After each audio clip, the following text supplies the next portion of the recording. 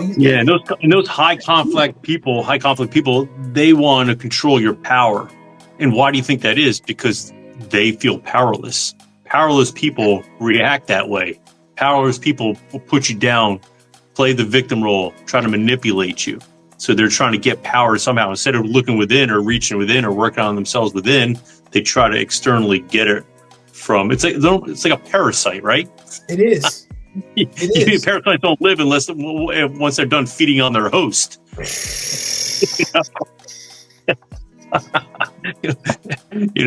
So Ding, ding, ding for Brian. He won, man. We're done. Podcast is done, and that was a gem. We're out.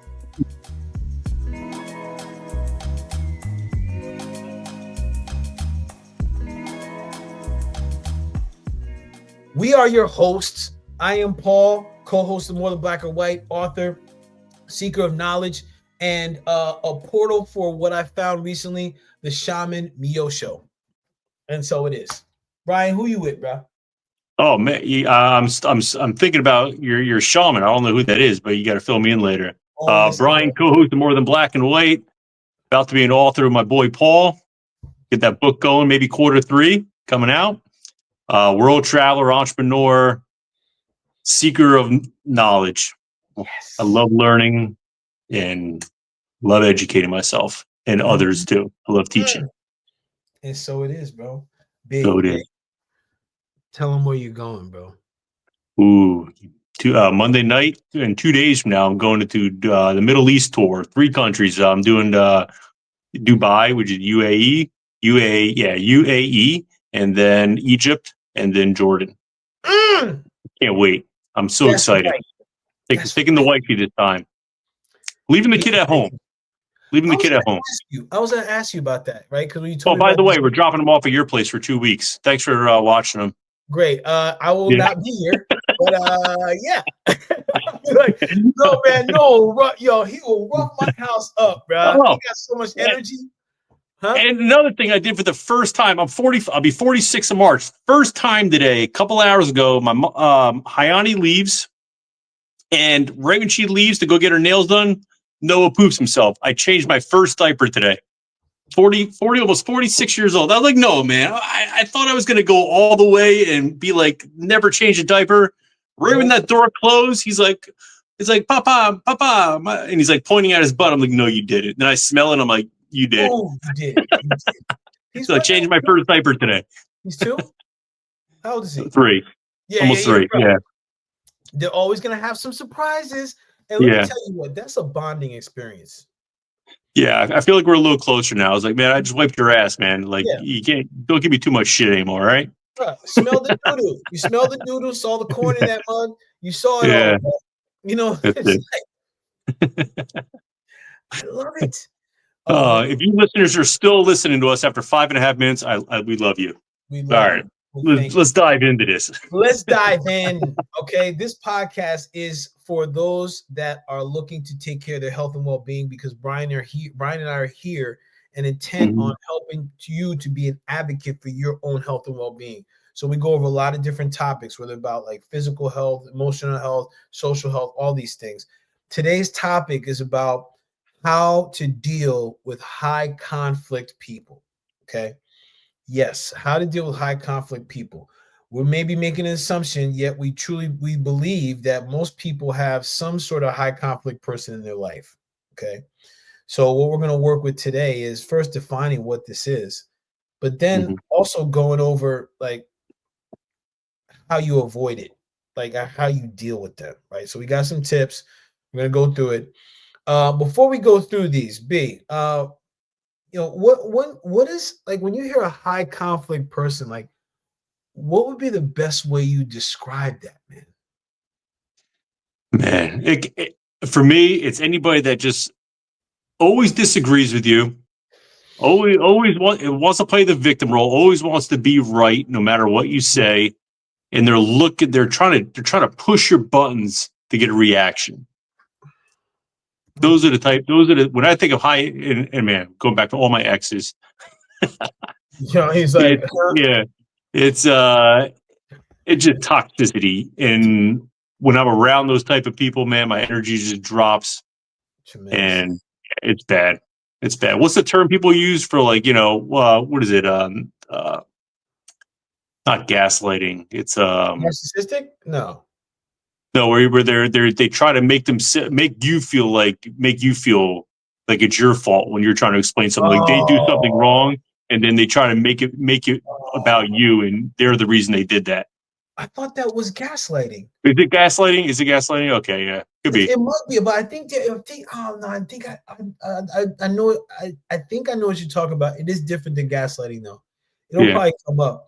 But yeah, I like what you said there, because like nothing's ever nothing's ever their fault, right? It's like they gotta make something more than it is. And they gotta have some sort of tension. They're never comfortable with calm. They gotta have something going on. Otherwise, it's just like that's what comes up from, I think, high conflict people. They can never be at ease. They always gotta like jab or cut or like poke at something, like try to get a reaction. Like those are those type of people. Like, listen, if you have somebody like that in your life, you can put a thumbs up in the comments. But chances are it can be difficult to deal with them. All right. So I'm gonna keep names out of this, but as best as I can. But my former, well, they'll probably get away. My former wife, to me, was a high conflict person. Now, there's some things that she's done that I'm like, you're a freaking booty hat. There's also some things that I've done and been a high conflict person with her. So I want to listen. If I'm pointing finger at her, I've got 3 pointing back at myself. Right. So I can be this too. So I want to go over I want to go over some of these things, because I think it'd be good for people to understand, like, hey, if you got that kind of person in your life, here's some things that you could do. And the first thing that you can rock with, or the first thing that you could do when you come in contact with a high conflict person, is don't take the bait. Don't take the bait, man. Don't take it. Do it. They're going to try to pull you in. Come on, baby. Come on. No, don't do it. They'll use, and here's how they'll do it, B. They'll use those emotional triggers on your ass. Yeah.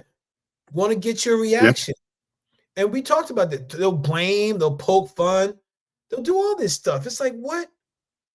It's crazy, bro.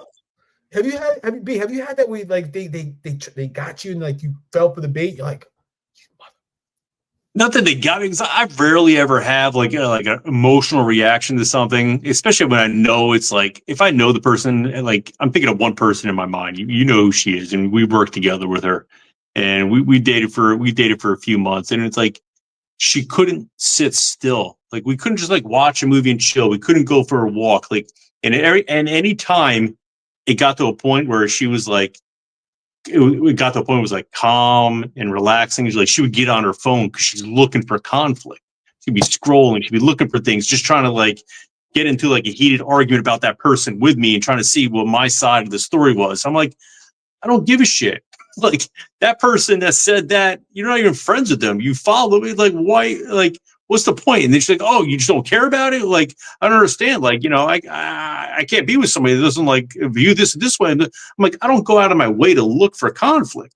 That's you. Some people are conflict, that they don't know how to be themselves, or they don't know how to identify without conflict in their life.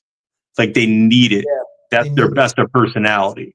And she definitely, you just look at the family, like, family's a complete shit show too. Most of our families are shit shows, right? But like some people either, come out top of, doing good, or some people, go in the opposite direction. For this person, like I'm trying to be free from judging, but man, she was special. She was special. She was special.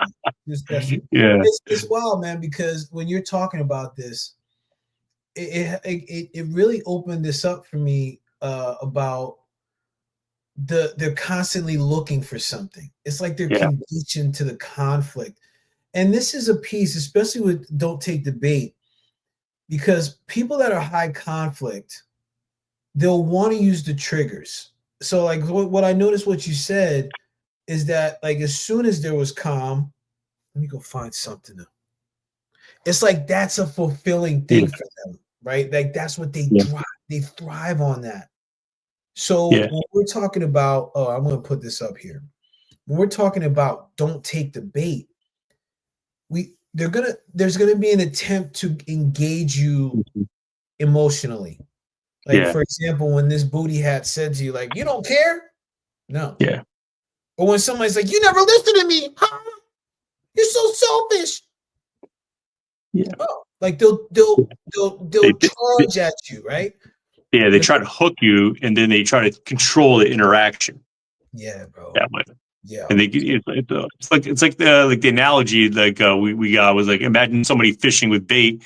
If you take the bait, you're hooked, and they can just control the whole conversation, and that's just such a waste of time. So waste of time. Yeah, it's interesting because, like, you know, I see my former wife do that, and even past girlfriends, right? Well, actually, mothers of children, and I had to practice the detachment bait because I get like, what do you? I used to get so pissed. It would take me like days after being engaged with a high conflict person. And for anybody, and for those that are watching, right, like if you'll know, you'll have an idea when you're dealing with a high conflict person, because usually when you after you deal with them, you may be completely drained. Yeah. Like, oh man, why am I so tired of that? Because they're full of conflict. Yeah. And this is more than just, you know, significant others. This is family. I see it a lot in family, this workplace environment. Like people always like see at work, like, you know, somebody's always jealous of somebody else because they're not where they're at, where they want to be at. Then they start trying to like, hey, like they'll make like smart remarks like, hey, I can't believe she wore that, or like, you know, what's up with her hair, or like, I'm like, the fuck, like, like, who cares? I'm not getting involved in that shit, man. Like, don't take the bait. Don't take the bait. Yeah, bro, don't take it, man. Just like let it go. And this is and part of this too, but like to do that, it's about setting a firm boundary and really avoiding. I'm gonna do one at a time. Like set the firm boundary, right? Yeah. And this is it's easy to say, and it can be extremely difficult to do with people that are high, that are very high conflict people. And I mean, like, listen, they're gonna push your limits. They're gonna push, right? Like it's. I'm telling you, we might have to be. I think we could probably find a way to weave this into the book somehow in one of the chapters, because I think this is a really good thing to talk about. Because when people that are high conflict push your buttons, if a person has very low boundaries or very low self-esteem, you're done. Yeah. You're done. If you lack moral, if you're not set on your morals, your values, you don't have any crystal clear goals in life, you're going to be easily manipulated. And that's why I see a lot of these people that are, you know, trying to gaslight you, or these high conflict people, they lack those, you know. And I'm not saying they're bad people, but they're just not in tune with themselves. They're not acting in an authentic way. They're acting just straight out of ego. And it's probably some, you know, shit that happened to them in their childhood, and they're just not strong enough to change that.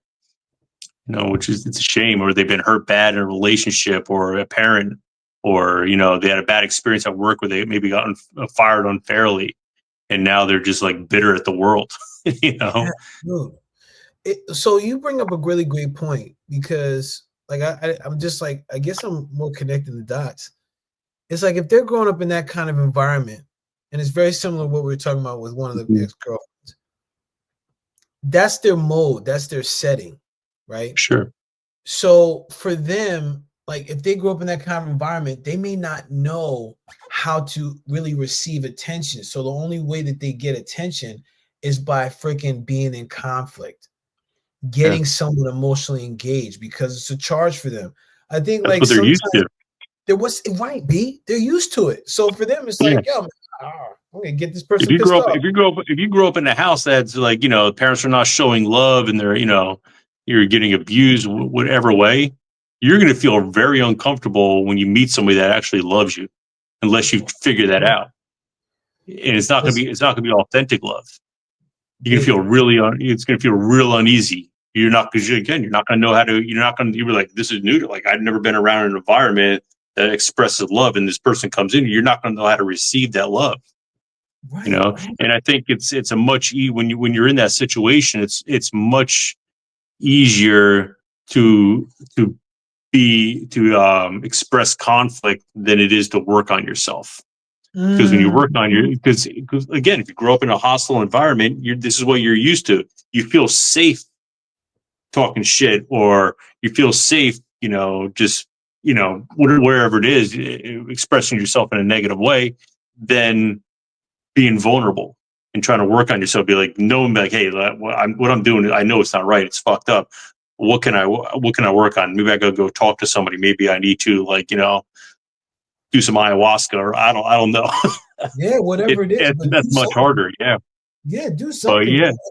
It's, you bring up another great point, man, to build on your wisdom. It's coming back to the analogy that you gave about the hook, right? So if a person's not setting these boundaries and they hook you in, that's their safety mechanism, because they can control your ass. Yeah. Even though it's a conflict, they know they got you, so they can play and toy with you. So listen, that's the thing why setting the boundaries firm is setting firm boundaries is so important with these types of people, because they're going to escalate their behavior to get your attention. Yeah. So if that happens, then you've got to respond or set your limits extremely clear. And people, that might mean you got to walk away, man. Not a lot of people are strong enough to walk away. If you're dealing with that, it goes back to, we talked about this a few episodes ago. Like, and I noticed this when I was dating this girl, and I realized like I was bringing out whatever I'm feeling about myself, I'm attracting that to me. Mm-hmm. So I wasn't blaming her 100%. I was like, all right, there's something about it that I'm bringing out. Like, I looked at her, I was like, oh, she's gorgeous. And at the time I was like, getting out of a relationship, or I was out of a relationship for a few months, and I was like, oh, she's hot. She's giving me attention. Let's bring this in. But I also understand, like, I knew she was fucked up. It's like a scale. So if I'm willing to deal with this much fucked up shit, that means I have to balance out the scale, be like, I'm that much fucked up inside of me for dealing with that. It's never like this. It's how much, so when I did that, when I was listening to this guy who was like a therapist, and he said that, I was like, that makes a lot of sense. Yes. And I was like, I got to start tightening up my values and what I want, and start getting a lot more stricter with my goals, so I don't attract that in my life. I mean, I like, I want to attract a hot woman. My wife is hot, so I'm okay with that. You did great, bro. I agree.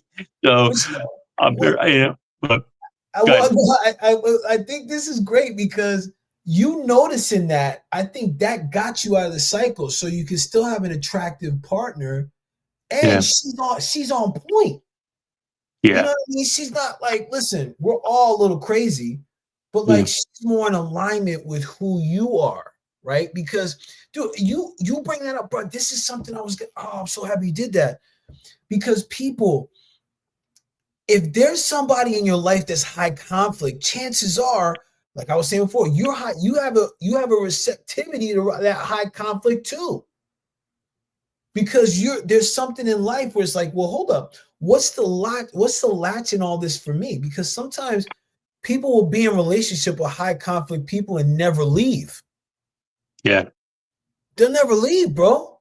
Yeah. So it's like man, bro. And those high conflict people, they want to control your power. And why do you think that is? Because they feel powerless. Powerless people react that way. Powerless people will put you down, play the victim role, try to manipulate you. So they're trying to get power somehow. Instead of looking within or reaching within or working on themselves within, they try to externally get it from. It's like a parasite, right? It is. Parasites don't live once they're done feeding on their host.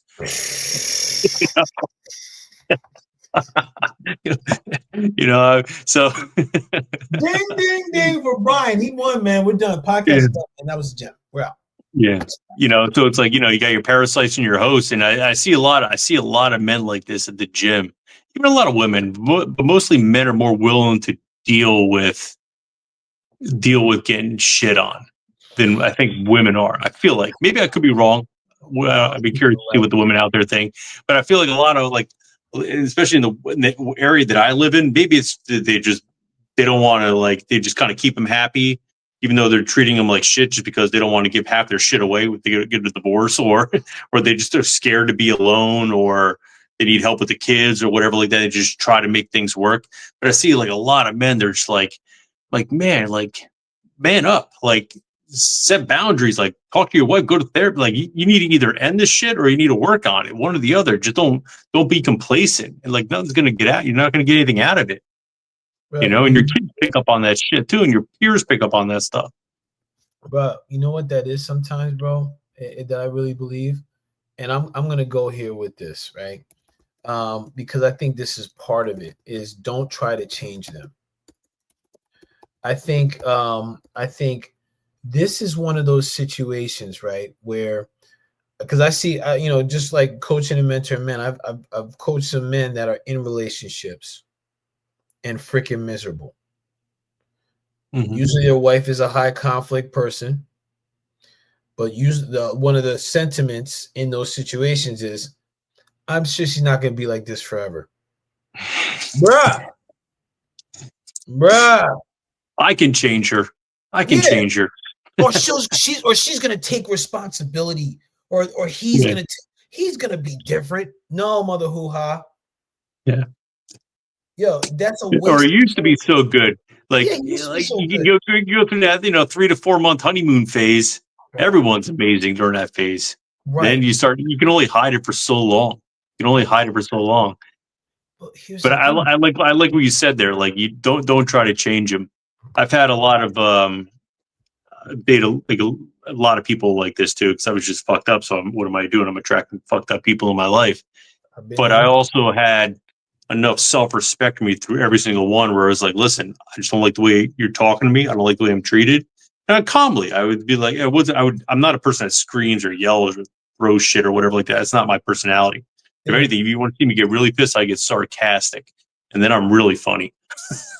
Like, I try to use humor and sarcasm, which pisses off even more, and I like that, like, almost like fucking needling you. Yeah, that's my immaturity on my side. But but like, a part of me, like, I'll sit down very calmly, like, listen, I don't like when you do A, B, and C. Like, if you keep doing this isn't going to be us anymore. We're gonna have to part ways. Do what you want with that information. And if I see somebody trying to make an effort, I'm like, all right, cool. Like, I'll make an effort. But if it's going right back, like, you don't understand, blah, blah, blah, blah, blah. And at the end of the day, like what you were saying, like, if you're dating someone who's 30 years old and they've had this mentality for 30 years, you're not going to change them anytime soon.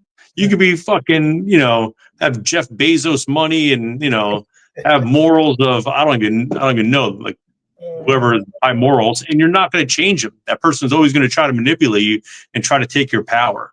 Doesn't matter who you are. Exactly, bro. And the thing is this, it's so wild because it's a slippery slope. Because those cats that are trying to change them, right? It comes back to what you were talking about with some of these guys in the area that are just like, happy wife, happy life. It comes to a point they're beaten into submission. Right, they become so they're conditioned unconsciously to the behavior that it's normal to them to be in conflict, to be on edge, and be like, oh God, I don't want to make her upset. You start to live. So we talked about the last episode we did on guilt and shame. So here's the question for you. So, like, and I kind of know your answer, but I want to get your input on it. Like, these men that are kind of just like, or women that are just kind of putting up with the other person, like, oh, they'll change, you're just being this and blah, blah, and they continue to put the effort in without the other person, reciprocating. I feel like those people they have guilt in them. They have shame in them. So they keep taking it and they keep trying to give more and give more, and they're not getting anything out of it. So kind of like what we talk about in the guilt and shame, like you gotta work on yourself. You got to set boundaries. You got to do, X, Y, and Z. Right. Check out that episode.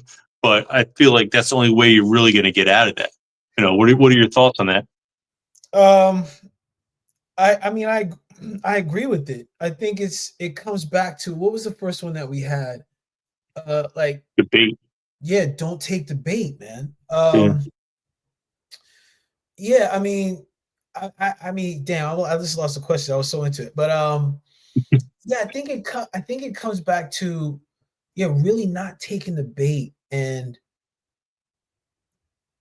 being able to step outside of the reason I want to change them. Because this point, like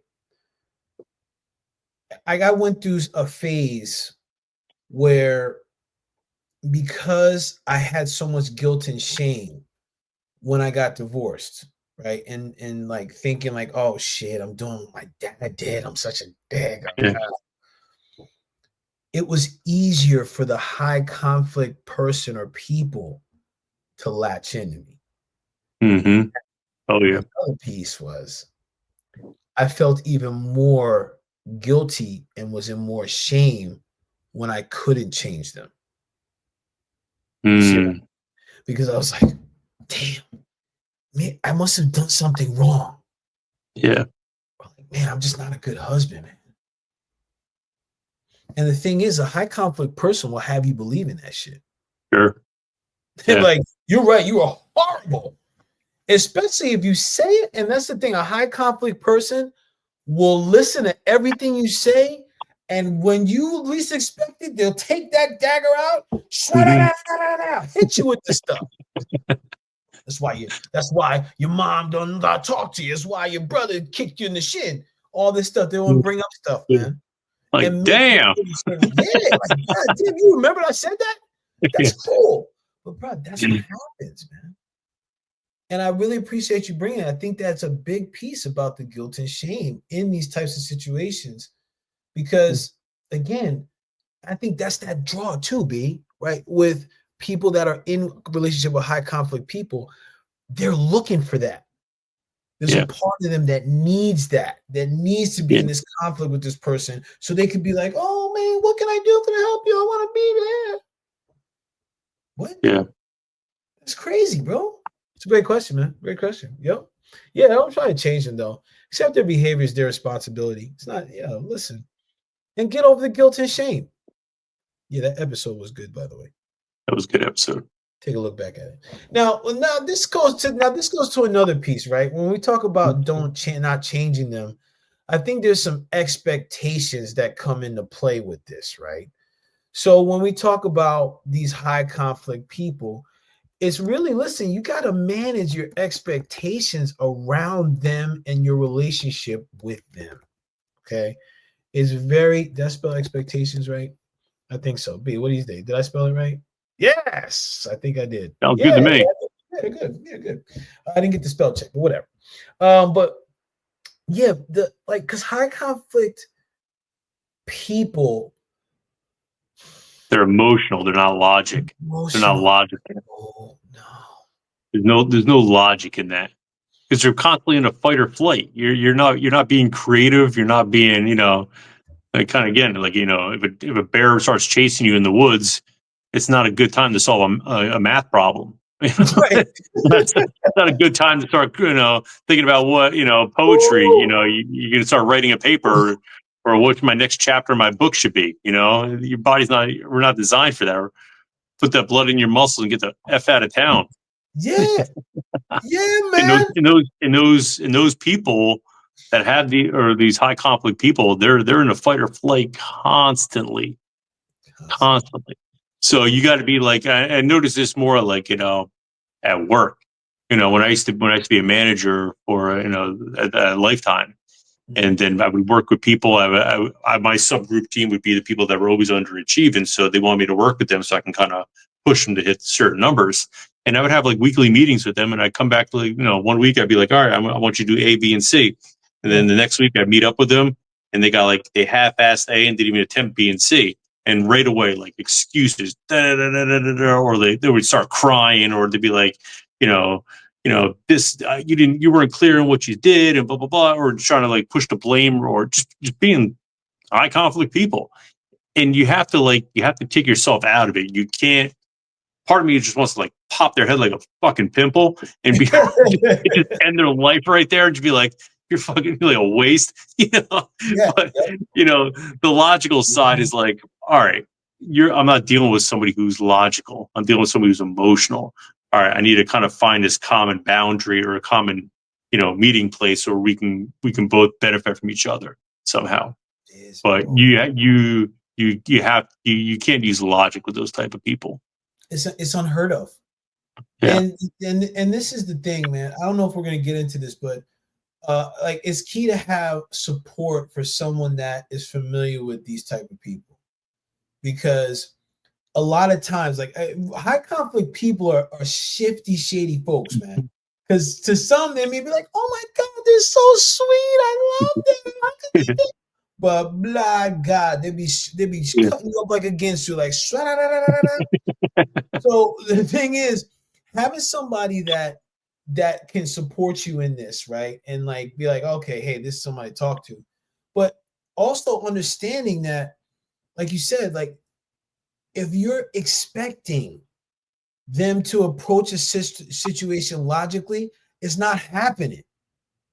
Yeah. It's like if I go to a freaking cat and I'm like, bark. Like, no, man, it's not gonna happen, because that's outside of who they are, again, because like you said, they're emotion based. So it's a very key piece right here to really adjust the expectations so that you don't get caught off guard, so that like again, like, not to keep bringing up my former wife, but like our relationship is contentious. So I know for me, I got to manage expectations. Like, so if she calls and she's sweet one day, I'm like, because I know damn well the next time she calls, she's probably gonna be a booty hat. Yeah. You know what I'm saying? So I manage expectations. I'm not gonna be like, oh my God. And I was there. I've been there before, right? So I'm telling you this from my life.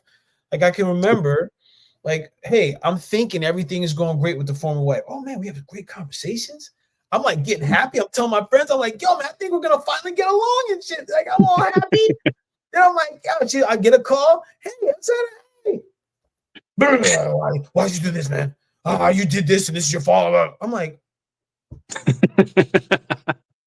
call all your friends back. False alarm. Yeah, false. Scratch that. False alarm. Back to square one. Yep, back to square one. Exactly, bro. Exactly. Now, the thing too, right, is because now that I've learned to manage my expectations, I'm more at peace with myself. Okay. Because now, like, coming back to the guilt and shame piece, when I was failing to manage my expectations, and then like I get on the phone with her and she's like, oh yeah, and I think everything was great. As soon as she came out, like she was who she was, I felt like a jerk about myself, because I'm like, I fell for it again. Damn, I'm an idiot. Listen what I said. I'm an idiot. I'm like beating myself up, bruh.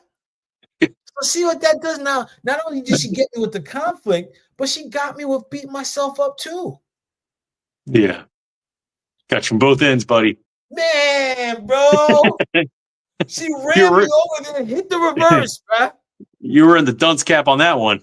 Did I? And boy, now I know, dude. Now I'm like, yo, bro, yeah. Now you know. Yeah.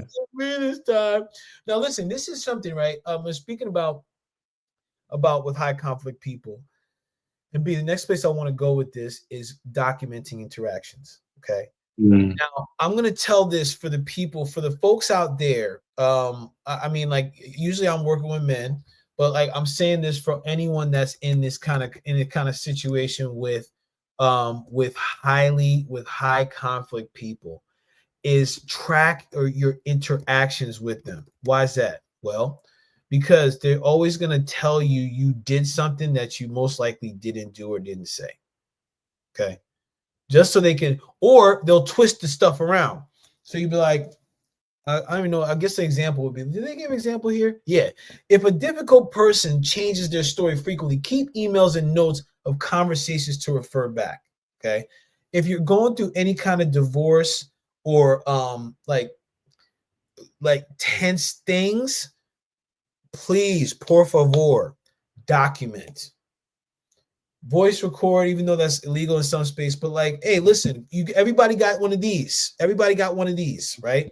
Oh, it's like, what is this? Yeah, everybody got one. There's note sections. You can take pictures. Document, because then they're like, you said this. No, I didn't. No, I didn't. Yeah, Hayani's my wife, and her ex is like, man, I don't even understand like what's going on with that guy. Like he needs to be put in a clinic or something. But he like the way they text back and forth all the time, and he's just like, I'm like, Hayani is like, he's not paying child support, he's not doing all this stuff. I'm like, you need to document everything he does. It's like you have to, because eventually this is going to wind up in court, or eventually legal is going to be a part of it in most cases. It's like you need to have everything. Save the text, save this, and record the phone calls, whatever you need to do. You need to document this. This is a lot of times where you'd be like, I can say that. And I'm like, you did. Yeah, well, you said it like 2 days ago, man. Like it's right here in the text.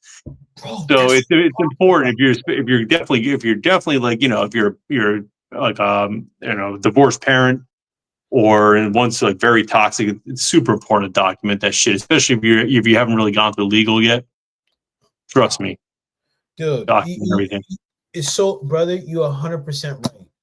So it's interesting because today, like this morning, I went to this fatherhood conference in East Orange, right? And I went to one of the breakout sessions about fathers' rights. Cool dude there, this guy Charles Simmons, a lawyer out in I think Plainfield it is. And he was talking about this, right? Especially when it comes to like child support, visitation, things like this. He was like, you always want to document everything, because his thing, because most of the time these situations are high conflict. Mm-hmm.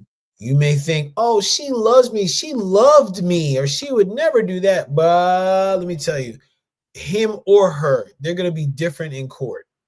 Yeah. And they're going to say, hey, I didn't say this. If you can come and be like, well, Your Honor, back on December 13th at 7:35 p.m., this guy said ... Here you go. Mm-hmm. Oh shit! Yeah. Did I say that? Yes, you did. Now this is what makes it so important, is because even like stuff with ChatGPT, right? We got so many tools now. If you needed something, you documented something, you could put in all the data and be like, yo, just put this in a summary for me. Mm-hmm. So at least like you go to court, you have a rundown. Like he said this day, she said this, blah, blah, blah, blah. Yeah. Because again, they're going to do their best to flip some shit on you. Because again, they're going to fail to take responsibility. Mm-hmm.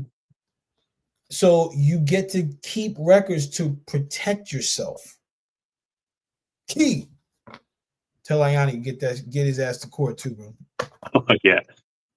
Oh yeah. He's a special man. Listen, man, listen. And again, cats like I think you mentioned before, people that are high conflict, man, something's off at the roots. Something's off at the roots, bro. They'll never admit that shit though, B. Of course not. They're perfect. They're perfect. Yeah. It's everyone else's fault. What was that? It's everyone else's fault. Right. Which is a bunch of bull crap, right? Now here's some things. We're gonna start to tie this up in a bow. When we touched on this before, I want to touch on two more things: support and self-care. Like first, the support, and we touched on this a little bit before, is listen, if you're dealing with a high conflict person, get support.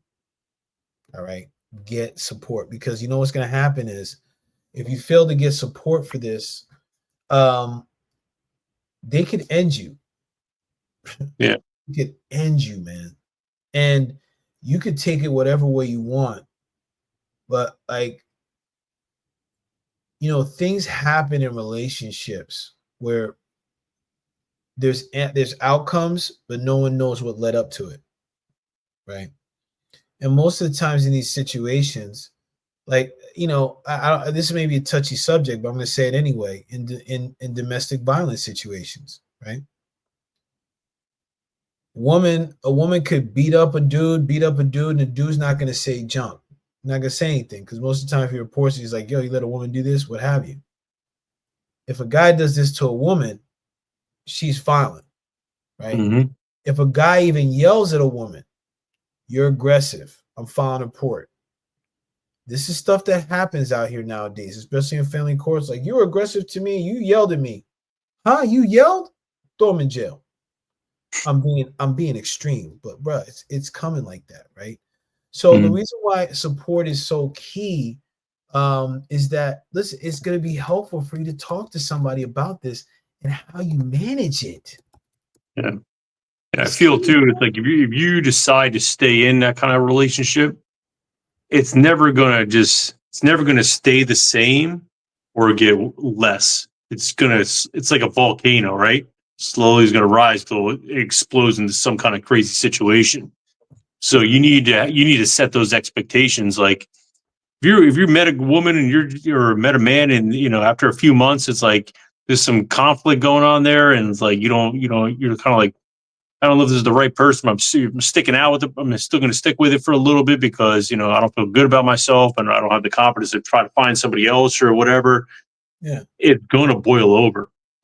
It's only going to get worse. It's only going to get worse because now they're feeling more comfortable. Every day they're feeling a little more comfortable. They can be like their true self. So it's never unless they decide to unless they want to make a radical change and be like, all right, like, I don't like the type of person I am. I need to seek help.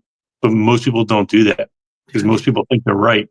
Exactly, B. And they don't want to be vulnerable because they have no power to begin with. So they try to get the power from you, like we mentioned before. Brother. You can kidnap them. You can make them drink like 2 bowls of ayahuasca. And then maybe like 6 hours later, you have a better relationship. We're a better person. I'm down for that. I'm good with that, bro. Listen, you do the ayahuasca, I'm doing the bufo, bro. I'll be like, yo, just like I said, go see God. I'll see you in 30. Yeah. You know what I mean? Bro, because listen, you don't understand. Especially, I want to get land and have retreats and all these things. I would love to have a retreat for high conflict people, man. You freaking strap them up into something. You dose them with something. Like, yeah. I've done enough retreats where like, usually it's about like anywhere from like 8 to 12 people in a group, like for like a journey.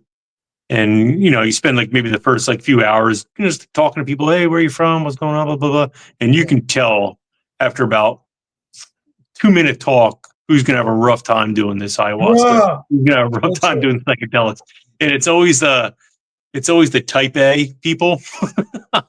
And I'm like, man, you better. It's like you're gonna get a lot out of it, but I got to kind of give them a pep talk. Like, you can't be type A going into this. You got to be like, let it go. Don't fight anything. Just kind of let it go.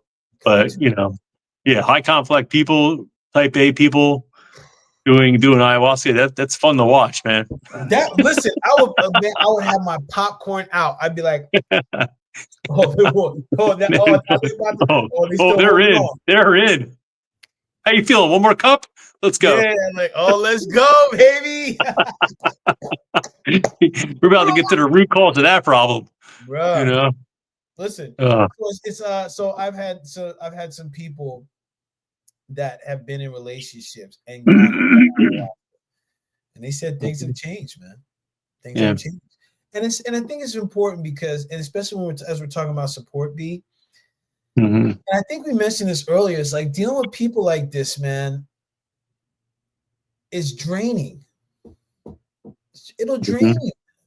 It'll drain you. Yeah. And then before you know it, you're beating yourself to a pulp. I can't tell you how many people, men and women, I've seen that are in a relationship with high conflict people, and then because they never get out, bro, they look drawn. Yeah. Like,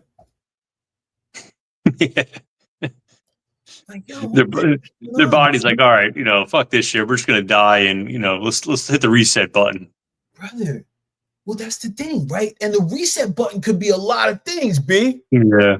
It could be like, yo, I'm gonna go freaking give up the goodies to somebody else. I'm gonna freaking off myself. I'm gonna go to the bar and I'm gonna drink my face off. It could be a whole bunch of stuff, bro. But like on a spiritual outlook on this, if I'm in a relationship and somebody's treating me like shit, that's part of my dharma. That's part of my reason I'm back down in this earth, because I'm trying to relive the part that I failed in my last time reincarnating, right? So it's basically, you're trying to learn a lesson. You're trying to break through that. If you're just letting somebody shit on you, bad news. Like, you're going to repeat that again in the next life. Better learn, and you're gonna keep taking the same. It's like going to first grade over and over and over and over again. You understand what's happening, but you don't want to take the test. You don't want to pass the test, and you're gonna get to a certain point. Like you have to stand your ground, and it wraps in all these other things like self-care, values, morals, working on yourself. Otherwise, you're just going to repeat it the next time you're back down here. That's what you believe in. If you believe in spirituality, reincarnation, you're repeating the lesson. So do it now or do it later. Yo, and the universal weight. Your soul's very patient. Your soul is very patient. Yeah, it'll keep running through until you get it. Like you said it, B. Like, okay, you didn't get it this time. Run the tape again. Yeah, I remember when I was in the ayahuasca, I was like, my soul was like, I was having vivid conversation with myself, and he's like, and it basically is like, there's no rush. We can do this in the next 30 lifetimes. We can do this in the next 2,000 years. There's no rush. You take your time. Here's the tools you need to do. You need to work on. This is why you're feeling like this. And it leaves you with like a roadmap on kind of like how to get to the end line. And it was I remember my soul be like, it's okay. If you don't want to do this lifetime, we'll figure it out in the next 20, 30 lifetimes. And part of me is like, I don't know if he was just, if he or she, but like, I don't know if it was just saying like, just to make me feel better, or it was like almost like a little bit of sarcasm. Like, you don't want to do it now, we'll do it in 30 more lifetimes. We'll spend another 2,000 years working at it. Whatever you want to do. I'm patient. Isn't that funny? Like you were and I'm saying, like, fuck you, man. Like, all right, we're gonna work on it. Yeah. That cat was using your sarcasm like how you use it. Like, oh, okay. Exactly. So I feel like it's like when I talk to myself, my soul, when I'm in those psychedelics or even meditative states, when I ask for a question or when I ask a question, I always get like a sarcastic humor response back, because my soul knows what I am and like how I deal with things. So it gives me it back. If you're very analytical, a personality, analytical, logical person, like it's going to talk to you in that way to make you feel more. Yeah, I've had some pretty, funny things. I've waken up from dreams before, and I'm like fucking laughing. I'm like, Jesus Christ, that was pretty witty. All right, good one. Yeah, you're like, okay, spirit. That was a good joke. Yeah, yeah, you got that off. You got that one. I get what you're saying. Oh, bro, that's hilarious, man. Freaking spirit was sarcastic with you. Yeah. But bro, this is and when you talk about doing even Aya, right? I think that's part of self-care. That's practice. That's prioritizing self-care. I'm not saying you did it because you were dealing with a high conflict person. You did it to better yourself, to really get through the layers, peel the layers away. Yeah. And I read a lot about psychedelics. Sorry to cut you off. You're good. Yeah. But like before I got into it, I remember the first psychedelic I ever did was DMT, dimethyltryptophan. Yeah. And I literally read a book. It's called The Spirit Molecule. It's like this thick. It's all on DMT. And I read that twice because I wanted to make sure, because like even though I knew psychedelics were not drugs, because it's a different class. It's not drugs. And I still wanted to know like what it's doing to my body. I'm like, all right, okay, it's producing your pineal gland. Every single living organism has DMT. If you didn't have DMT, you wouldn't be able to dream. So it's like, all right, this is like something that's naturally in our body. And I wanted to do this stuff because every single person I was talking to, I must have asked 100 people that have done DMT and psychedelics, like for not recreational purposes or spiritual purposes, is like doing one session of psychedelics is like doing like 25 years of therapy. It's like you get it right there. You get the answer. You get right down to the root cause, and they talk to you in a way that you'll understand. Yep. So I was like, oh, that's pretty cool. And it didn't really make sense. I was like, how can that happen? Like, I don't really get it. Then I remember when I did the DMT, I had Death of an Ego right there. My first time ever doing it. I was like, holy shit. Like, if anybody's out listening to this right now who's ever done DMT and had a Death of an Ego, man, it's like I'm getting goosebumps talking about it. It's fucking wild. It was life changing. But I did it all just for kind of grow personally and professionally. And like, I haven't probably done it in like about a year and a half, but I would love to. I was talking to my wife, and she's not into it, really, but she's very supportive. I was like, I want to do this like once or twice a year, like just be around good people. I'm waiting for you to get your damn retreat, Paul. So I want that discount. Let's go, bro. It's coming. It's coming, man. It's coming, bro. But I think it's so healthy, man. If everybody did like 2 doses like a year, my God, the world would be so much better. A better place. Everyone would be so more loving. Relationships would be better. My God, it's such a beautiful thing to do. Too bad it's slowly gaining some recognition, but right now it had a negative stigma about it maybe like 5-10 years ago, but now like universities are getting a hold of it, like the Harvard, John Tompkins or NYU, I forgot the other, Hopkins University, and because they're realizing that these psychedelics, they're having a way better effect than these like antidepressant drugs, and without the side effects. So more people are going towards the psychedelic avenue, and these drug companies like, well, we need to start patenting some of these psychedelics before we start losing money. So now these universities are getting a hold of it, and I guarantee within the next 5 years psychedelics will be legal. Certain things that you can actually do and clinically legal right now, but just like marijuana, the government's trying to find a way how to make their cut out of it, get some money, how to regulate it. And once they realize they can get this much money, they're going to do it. They don't give a shit about your health. They're like, oh, it's not illegal. Psychedelics are not legal because they're not safe. Motherfucker, you know how many people die of cardiovascular disease because of cigarettes? How many people die from drinking all the time? That stuff. Like, that's like you're saying alcohol and cigarettes is healthier than doing a psychedelic, doing some mushrooms that are grown out in nature? You're fucking stupid and brainwashed. I'm sorry. Dumb. Listen, man, you bring up a great point again, and with doing something like this a couple times a year, because I like you're talking about the Aya or the DMT actually, and for me that's how I am with the 5-MeO-D, man. Like because I've done it. This is my second time. I just did it last month, and I'm committed to doing it once a year, at least once a year. No more than twice, though. No more than twice, because it's like, to me, it's a rewire. It's a shorter journey, but like how you talk to DMT, it's like letting the ego go, bro. I've never experienced anything like that, bro. That junk was intense, and it was worth it because what I got on the other side was what I was seeking, bro. Beautiful. Yeah, bro. It's beautiful. It is beautiful. And listen, like how Brian and I are talking about this. This is the way we take care of ourselves, because like, listen, we've had some stuff go on in our lives. For you speaking for Brian, like for me, prioritizing self-care is finding the ways that I can rewire those things. So I have like I have those people out of my life, like the high conflict people out of my life. And the thing is dealing with them, like we talked about, is draining and exhausting. And you need to take care, you get to take care of yourself physically, emotionally, mentally, because the repeated interaction with these people will take you down. Down. Yes. So, I don't know what else there is to say, B, but man, let's wrap it up, man. We're almost at an hour.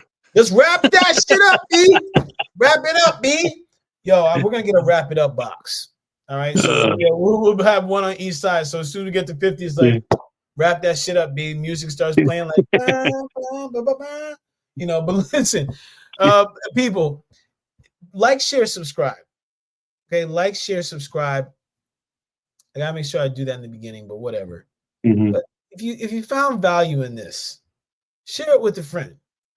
We got show notes in here. We have the different sections so you can go look at all these goody goods. Yeah. And take the time to really look at what are the relationship in your life, and do you have those high conflict people, and what are you doing to address it? What's its impact on you? Really look at that. Stop running. Look at it. Damn it. B, any last words, bro? Amen, brother. Yeah, if you have any, if you're listening to this, yeah, please subscribe. It gives us motivation to put out some more content. If you have any ideas or any questions like about future podcasts or anything like you want to listen about, or like, hey, drop a show note in there of a link that you like of these podcasts, or like if you like an Andrew Huberman podcast or you have Paul Chek, drop the link in there. Well, you know, we want to learn as much too. We want to bring the value to you guys too. Gotcha. So bring that value, baby. That's it. That's all I got. We're out of here. Until next time, like, share, subscribe. Go check out the catalog. We got a whole bunch of goody goods, and we out of here. Peace.